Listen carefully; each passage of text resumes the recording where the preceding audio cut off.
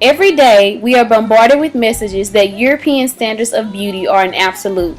Whether consciously or subconsciously, we absorb the messages we are exposed to. That if you are thin with long straight hair and have fair skin complexion, you are considered pretty.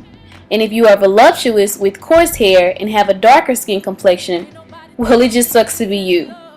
TV shows, movies, and even flyers for college parties showcase women as sex symbols while spreading the notion that there is a universal definition of beauty.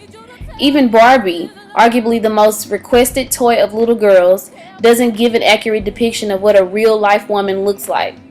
At one point, even I became a victim of this dichotomized paradigm and found myself internalizing all the negative perceptions that others had towards my outer appearance. Now that I'm older, I've fortunately grown to love and appreciate all that is me. But I can't help but to think about those impressionable little girls who watch television and read magazines, which provide a huge platform that continually perpetuates the very unrealistic representation of the definition of beauty. The media has continued to misrepresent real women in complete negligence of the major impact it has on society. As a result, women all over the world are quietly suffering from self-esteem issues as they are constantly challenged to prove themselves as if beauty looks the exact same for everyone. Is beauty really in the eye of the beholder?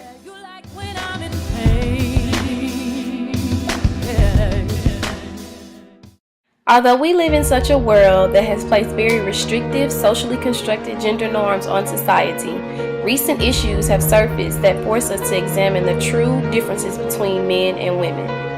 Caster Semenya is a 22-year-old South African world champion who won a gold medal in the women's 800 meters at the 2009 World Championship. She had the world leading time at that date. Shortly after her victory, questions were raised related to her gender and sexuality. Thus, the governing system of track and field sports, the International Association of Athletics Federations, or IAAF, deemed it necessary to request that Semenya undergo a gender test. Although I personally consider this to be a demand rather than a simple request, as Semenya would not have been able to participate in any further competitions if she decided not to comply. Initially, there was speculation that she'd taken chemically enhanced drugs. Then, the IAAF explained that the motivation for the sex verification test was to determine whether she had a rare medical condition called hermaphroditism, giving her an unfair advantage in the games. She went under a thorough investigation to determine if she should indeed be competing against other women. This was a controversial issue for a number of reasons. Critics believe that the test was more about social values and judgment rather than science. This is an example of a scientific and anatomical phenomenon that is beyond the scope of human comprehension.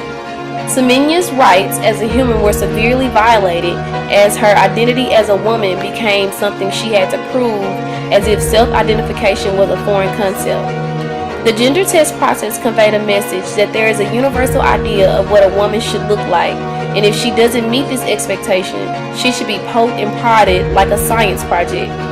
Considering this information, one is left to question whether or not this would have happened if Semenya hadn't beaten a world record and been so successful in the games. Would a man ever be subjected to such treatment? Through it all, Semenya's resilience has been an inspiration to many.